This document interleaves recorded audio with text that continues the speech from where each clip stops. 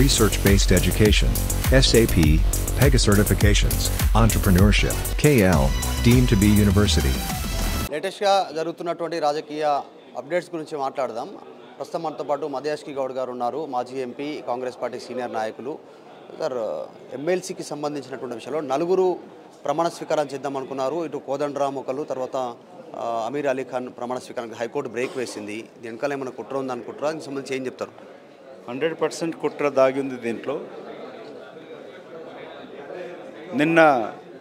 మొన్ననే జరగాల్సి ఉండే కోదండరామ్ గారు అమీర్ అలీ ఖాన్ యొక్క ప్రమాణ స్వీకారం. కౌన్సిల్ చైర్మన్ అతను నిష్పక్షపాతంగా వివరించకుండా కేసీఆర్ ఆదేశాలతో పనిచేస్తూ ఉన్నాడు. కేసీఆర్ ఇచ్చిన ఆదేశానుగుణంగా టైం ఇచ్చి కూడా కోదండరామ్ గారిని అమీర్ అలీ ఖాన్ ప్రమాణ స్వీకారం చేయకుండా 4 గంటలు వెయిట్ చేయించినాడు. దీంట్లో ఒక కుట్రపూరితంగా ఉన్నది. కోదండరామ్ గారు తెలంగాణ ఉద్యమంలో ఒక కీలక పాత్ర పోషించినాడు. జాయింట్ యాక్షన్ కమిటీ చైర్మన్గా తను పోషించిన పాత్ర కేసీఆర్ మాటలు చెప్పాలనంటే అతని స్పీచ్లు తీస్తే తెలుస్తుంది. అలాంటి గొప్ప నాయకుడు తెలంగాణ బిడ్డని అవమానపరచడం, గవర్నర్ గారు ఆమోదించాక అడ్డుకోవడం, ఇది తెలంగాణ వ్యతిరేకుల పని, తెలంగాణ ద్రోహుల పని. తెలంగాణ పేరు చెప్పుకొని అధికారానికి వచ్చిన కల్వకుంట్ల చంద్రశేఖరరావు తెలంగాణ ఆస్తులను దోచుకోవడమే కాకుండా ఇవాళ తెలంగాణ బిడ్డలని, తెలంగాణకు ఉద్యమించిన నాయకులను కూడా అవమానపరుస్తూ ఉన్నాడు. గతంలోనే కోదండరామ్ గారు అర్ధరాత్రి అరెస్ట్ చేసిన చరిత్ర ఈ కేటీ రామారావు వాళ్ళ అయ్య చేసిన పని. దీనికి తెలంగాణ ప్రజలు తగిన బుద్ధి చెప్తారు. వచ్చే పార్లమెంట్లతో ఓటుతోటి వాళ్ళ చెంప చెల్లు అనిపిస్తారు. దాసోజు శ్రవణ్ కూడా ఒక పార్టీకి సంబంధించినటువంటి వ్యక్తి, ఇక్కడ కోదండరామ్ కూడా ఒక పార్టీ అధ్యక్షుడు అనేటువంటి వాళ్ళు ప్రధానంగా ఎదురైజ్ చేస్తూ ఉన్నారు. ఈ అంశానికి సంబంధించి ఏం చెప్తారు? నిజంగా గవర్నర్ అటు కావాలని వాళ్ళని రిజెక్ట్ చేసి వీళ్ళని యాక్సెప్ట్ చేసింది అనేటువంటిది వాళ్ళు చెప్తా ఉన్నటువంటి ఈ అంశాలని కోర్టు పరిశీలిస్తుంది. అసలు దాసోజు చెవులో పువ్వు పెట్టింది చంద్రశేఖరరావు, నామినేట్ చేసినట్టు చేసినాడు. ఏ రోజు కూడా గవర్నర్ గారి దగ్గరికి వెళ్ళి దాసోజు శ్రవణ్ నామినేషన్ అప్రూవ్ అని చెప్పినడా? మీ టీవీ ద్వారా నేను ఛాలెంజ్ చేసి అడుగుతా ఉన్నాను. ఒక్కరోజన్నా కల్వకుంట్ల చంద్రశేఖరరావు దాసోజు శ్రవణ్ యొక్క నామినేషన్ ఆమోదముద్ర వేయండి అని చెప్పి గవర్నర్ గారు సెక్రటరీకి వచ్చినప్పుడు కానీ తర్వాత కానీ కలిసి అడిగినడా?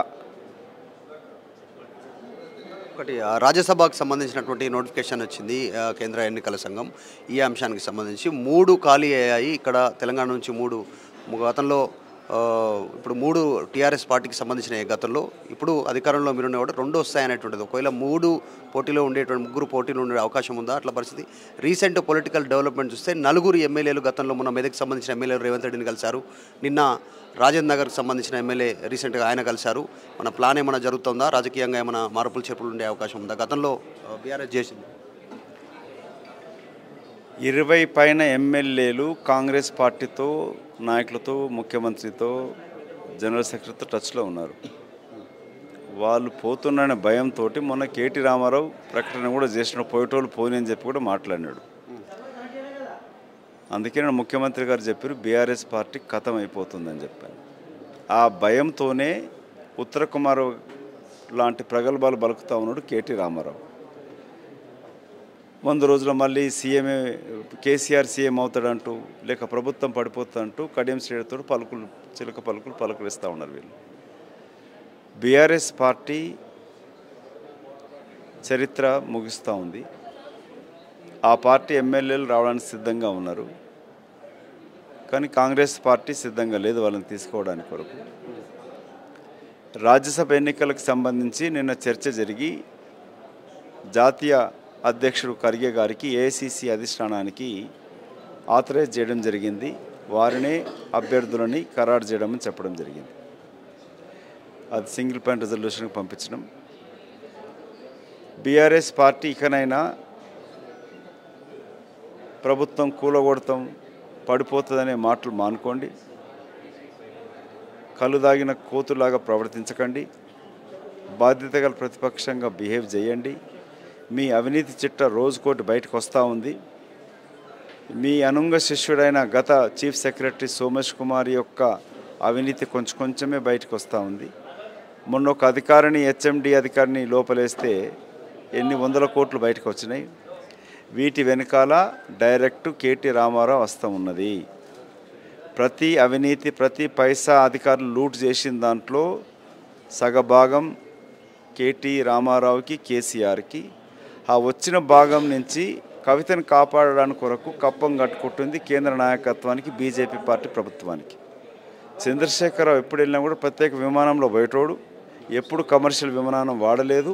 ఆ ప్రత్యేక విమానంలో బేగంపేట నుంచి ఎన్ని సంచుల ఎన్ని మూటలు నోట్ల కట్టలు పోయినాయి, అవి ప్రధానమంత్రికి అమిత్ షాకి ఇచ్చొచ్చినవా లేదా ముందు జవాబు తెలంగాణ ప్రజలకు చెప్పాలని డిమాండ్ చేస్తూ ఉన్నాం. కవిత పూలే విగ్రహానికి సంబంధించిన డిమాండ్ చేస్తూ ఉన్నారు. దీనికి సంబంధించి ఏమన్నారు? 100 ఎలుకలు తిన్న పిల్లి తీర్థయాత్రకు బయలుదేరినట్టుగా ఉన్నది కవిత యొక్క స్టేట్మెంటు డిమాండ్. ఆమె గురించి అంతకన్నా ఇంకెక్కువ మాట్లాడే మా ఇజ్జత్ పోతుంది. మధుయాష్కి గౌడ్ నెక్స్ట్ రోల్ ఏంటి? మొన్న అసెంబ్లీలో పోటీ చేశారు. నెక్స్ట్ ఎక్కడ మీరు ఎంపీకి ఏమైనా కాంటాక్ట్ చేసే అవకాశం ఉందా, ఆలోచన ఉందా? లేదా పార్టీలో ఏమైనా వేరే పదవి పడుతున్నారా, పీసీసీ అట్లా ఏమైనా? నేను ప్రచార కమిటీ చైర్మన్గా ఉన్నాను. రేపు పార్లమెంట్ ఎన్నికలలో అత్యధిక స్థానాలు గెలిపించడానికి కొరకు ప్రయత్నం, పూర్తి స్థాయి శ్రమ కృషి ప్రయత్నం ఉంటుంది. పార్లమెంట్ ఎన్నికలకు పోటీ చేయట్లేదు.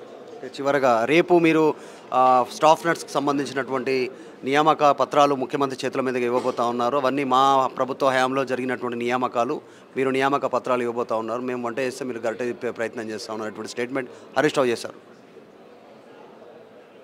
లబ్బర్ చెప్పులు తిరిగి హరీష్ రావుకి 1000 కోట్ల ఆస్తులు ఎట్లొచ్చే ముందు జవాబు చెప్పమని చెప్పు. తెలంగాణ రాకముందు నీ ఆస్తులు ఎంత, నీ భవనాలు ఎన్ని, తెలంగాణ వచ్చినాక ఇన్ని 1000 కోట్ల ఆస్తులు కళాశాలలు భవంతులు పొలాలు ఎక్కడికి వెళ్ళి వచ్చినాయో ముందు జవాబు చెప్పు. చెప్పకపోతే నేను చెప్పించి కక్కించే ప్రయత్నం కూడా కాంగ్రెస్ పార్టీ రేవంత్ రెడ్డి ప్రభుత్వం చేస్తుంది. అప్పుడు మాట్లాడుకుందాం. పార్లమెంట్ ఎలక్షన్స్ ఎట్లా ఉండబోతున్నాయి, ఎన్ని సీట్లపైన ఫోకస్ చేసింది కాంగ్రెస్ పార్టీ? ఈసారి రామ మందిర నిర్మాణం తర్వాత ఎఫెక్ట్ తెలంగాణలో కూడా ఉంటుందనేటువంటిది బీజేపీ నేతలు చెప్తా ఉన్నారు. వాళ్ళకి ప్లస్ అవుతుందని వాళ్ళు చెప్పుకుంటున్నారు. కాంగ్రెస్ పార్టీ ఎట్లా చూస్తూ ఉంది దానికి సంబంధించి? మీకు ఏమైనా మైనస్ అయ్యే పరిస్థితి ఉందా? మొన్న జరిగినటువంటి రామ మందిర నిర్మాణానికి సంబంధించి ఎఫెక్ట్ ఏమైనా పడుతుంది అనుకుంటున్నారా తెలంగాణలో? ఆల్ 17 సీట్లో పోటీ కాంగ్రెస్ పార్టీ చేయబోతున్నది. టార్గెట్ కనీసం 15 సీట్లను గెలవాలి. పోటీ మాత్రం అన్నిట్లో ఉంటుంది. దక్షిణాది రాష్ట్రాలు ఎప్పుడు కూడా డెవలప్మెంటు అభివృద్ధికి ఎక్కువ ప్రాధాన్యత ఇస్తాయి. తెలంగాణ యాదగిరిగుట్ట కానీ అటు తిరుపతి, దేశం ప్రపంచంలోనే రిచెస్ట్ టెంపుల్ అంటే ఆంధ్రప్రదేశ్లో తిరుపతి దేవస్థానం. ఎన్నో ప్రఖ్యాత దేవాలయాలు సదరన్ రాష్ట్రాల్లో ఉన్నా కూడా ఇక్కడి ప్రజలు మతాన్ని రాజకీయాన్ని జోడించరు. ఎప్పుడు బీజేపీ పార్టీ మతాన్ని రాజకీయాలకు జోడించి లబ్ధి పొందే ప్రయత్నం చేస్తూ ఉంది. 10 సంవత్సరాల కాలంలో ఇచ్చిన హామీ నెరవేర్చలేదు, ఉద్యోగ కల్పన చేయలేదు, అధిక ధరలు పెరుగుతూ ఉన్నాయి, రైతులకు గిట్టుబాటు ధర రావట్లేదు. అన్ని రకాలుగా మోసం చేసిన బీజేపీ నరేంద్ర మోదీ గారి ప్రభుత్వం ఇవాళ రాముని పేరు పైన ఈవీఎంలను కూడా ట్యాంపర్ చేసే ప్రయత్నం చేస్తూ ఉంది. వాళ్ళు నమ్ముకున్నది మతం పేరు పైన లబ్ధి పొందే ప్రయత్నం చేస్తూ ఉన్నారు. కాంగ్రెస్ పార్టీ ఆకలి చావులతో చస్తున్న రైతులను కాపాడడానికి కొరకు కాలే కడుపులతోటి మతంతో కడుపు నిండదు.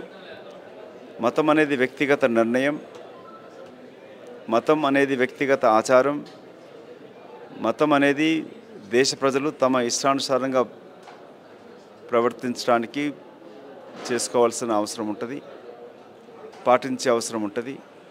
దాన్ని జోడించకుండా ప్రజలకు ప్రజా సమస్యలపైన, ఉద్యోగ కల్పనపైన, మౌలిక వసతుల కల్పనపైన, ఎస్సీ ఎస్టీ బీసీ ఓబీసీ కులాల యొక్క కుల గణన తీసుకొచ్చి న్యాయం చేకూర్చే రీతిలో ప్రయత్నం చేయాలని రాహుల్ గాంధీ గారు ఆదేశిస్తూ ఉంటే బీజేపీ పార్టీ మతం జోడించి లబ్ధి చేకూర్చే ప్రయత్నం చేస్తూ ఉంది. ఈ వచ్చే ఎన్నికలలో తెలంగాణ ప్రజలు స్పష్టమైన నిర్ణయం ప్రకటిస్తారు. అభివృద్ధి, 6 గ్యారెంటీల అమలు, అన్ని వర్గాల అభ్యున్నతే లక్ష్యంగా వస్తున్న కాంగ్రెస్ పార్టీని ఆదరిస్తారా? ఇటు బీజేపీ బీఆర్ఎస్ 2 కలిసి విభజన చట్టం రావాల్సిన వాటాని రాకుండా అడ్డుకోవడమే కాకుండా దేశ ప్రజల అధోగతికి పాలు చేస్తున్న బీఆర్ఎస్ బీజేపీ పార్టీలకు మద్దతు తెలుపుతారనేది నిర్ణయించాల్సిన అవసరం ఉంటుంది. ఈ యొక్క అంశాలపైననే ఫిబ్రవరి 2వ తారీఖున ముఖ్యమంత్రి పిసిసి అధ్యక్షుడు రేవంత్ రెడ్డి గారు ఇంద్రవెల్లి నుంచి లోక్సభ ఎన్నికల ప్రచారాన్ని ప్రారంభించబోతాం. రైట్, చివరగా ఇండియా అలయన్స్కి సంబంధించి కకావికలం అయిపోతుంది. నితీష్ కుమార్ బయటకు వచ్చేసారు, మమతా బెనర్జీ కూడా ఒంటరిగానే పోటీ చేస్తామంటున్నారు. ఈ ఎందుకు ఇండియా అలయన్స్ ఒక్కటిగా ఉండలేకపోతా ఉంది? ఏం జరుగుతూ ఉంది? వాళ్ళని ఎందుకు ఒప్పించలేకపోతున్నారు ప్రతిపక్షాలని కాంగ్రెస్? గతంలో ఆయారాం గయారాం ఉండే, ఇప్పుడు ఆయా నితీష్ గయా నితీష్. నితీష్ కుమార్ వెళ్ళిపోవడం అనేది ఇది కుట్రపూరిత భాగంగానే జరిగినది. మోదీ గారు నితీష్ గారు మాట్లాడుకొని నితీష్ కుమార్ని ప్రతిపక్ష కూటమిలకి పంపించి అనువైన సమయంలో లోక్సభ ఎన్నికలు వచ్చే క్రమంలోనే బయటికి వెళ్ళిపోవడం అనేది గతంలోనే ఒక బీజేపీ మిత్రుడు చెప్పినాడు. आप देखते रहना नीतीश को आपको लेके गए मगर लोकसभा चुनाव से पहले वो क्या करेगा आपको पता लगेगा అని చెప్పినాడు. ఇది మేము అనుమానిస్తున్నదే. లాలూ ప్రసాద్ గారు రాహుల్ గాంధీ గారు కూడా చెప్పడం జరిగింది. ఈ నితీష్కు భరోసా నైకర్ శక్తి అనేది ఆయన వెళ్ళిపోవడం అనేది యాదృచ్ఛికం కాదది, అది పద్ధతి ప్లాన్ ప్రకారంగా జరిగినది. కులగణనకు వ్యతిరేకమైన బీజేపీ పార్టీకి మద్దతు ఇస్తూ తిరిగి వారితో చేరిండంటే గౌరవ రాహుల్ గాంధీ గారు చెప్పినట్టుగా నితీష్ కుమార్ గారు కులగణనకు వ్యతిరేకం, సామాజిక న్యాయానికి వ్యతిరేకం, మోడీ తోటి కలయిక ఉండడంతోనే ఇవాళ ప్రతిపక్ష కలయికను దెబ్బతీసే క్రమంలోనే అతను ఈ ప్రయత్నం చేసినాడు. మమతతోటి సంప్రదింపులు జరుగుతూ ఉన్నాయి, మిగతా మిత్రపక్షాలతో సీట్ల షేరింగ్ పైన సంప్రదింపులు జరుగుతూ ఉన్నాయి. అవి సమస్య పరిష్కారం అవుతుందని గట్టి నమ్మకం కూడా ఉంది. ఏఐసిసి అధ్యక్షులు ఖర్గే గారు ఐఎన్డిఐఏ మిగతా పార్టీ నాయకులతోటి సంప్రదింపులు చేస్తూ ఉన్నారు. సార్, చివరిగా అసదుద్దీన్ ఓవైసీతో ఏమైనా మీరు కలిసిపోయే అవకాశం ఉందా? రీసెంట్గా ముఖ్యమంత్రి రేవంత్ రెడ్డితో విదేశీ పర్యటనలో అక్బరుద్దీన్ కలిశారు, సన్నిహితంగానే ఉన్నారు. ఎందుకంటే మొన్నటి వరకు బీఆర్ఎస్తో ఫ్రెండ్లీ పార్టీగా ఉన్నటువంటి ఎంఐఎం ఫ్యూచర్లో కాంగ్రెస్తో కలిసే అవకాశం ఉందా పార్లమెంట్ ఎన్నికలను దృష్టిలో పెట్టుకొని? ఎందుకంటే దేశవ్యాప్తంగా గతంలో వాళ్ళు పోటీ చేసి ఉన్నటువంటి పరిస్థితి. అక్బరుద్దీన్ ఓవైసీ గారు అసెంబ్లీలో చెప్పినాడు, కాంగ్రెస్ పార్టీ రేవంత్ రెడ్డి గారు ముఖ్యమంత్రి ఉన్న కాంగ్రెస్ పార్టీ తెలంగాణ ప్రభుత్వానికి మద్దతు ఇస్తాను, ఓల్డ్ సిటీ అభివృద్ధి కొరకై కాంగ్రెస్ పార్టీ ప్రభుత్వానికి మద్దతు ఇస్తామని చెప్పినాడు. రాహుల్ గాంధీ గారు పదే చెప్పినాడు, దేశంలో బీజేపీతో పరోక్షంగా కలిసి పనిచేస్తున్న ఎంఐఎం పార్టీతో పొత్తు ఉండదు. ఈ వచ్చే లోక్సభ ఎన్నికలలో కూడా ఎంఐఎం పార్టీతోటి పొత్తు ఉండదు. ఓల్డ్ సిటీలో కూడా కాంగ్రెస్ పార్టీ పోటీ చేయబోతున్నది. ఇది రామ్ మందిర్కి సంబంధించినటువంటి ఎఫెక్ట్ తెలంగాణలో ఉండేటువంటి అవకాశం లేదు, సౌత్ ఇండియాలో అనేటువంటి మెన్షన్ చేస్తూ ఉన్నారు మధేష్ గౌడ్. వీడియో జర్నలిస్ట్ జాఫర్తో మధు మల్కేడికర్, హైదరాబాద్. మరిన్ని వీడియోస్ కోసం ఛానల్ ని సబ్స్క్రైబ్ చేయండి, లేటెస్ట్ అప్డేట్స్ కోసం వాట్సాప్ ఛానల్ ని ఫాలో చేయండి అండ్ లింక్ డిస్క్రిప్షన్ లో ఉంది.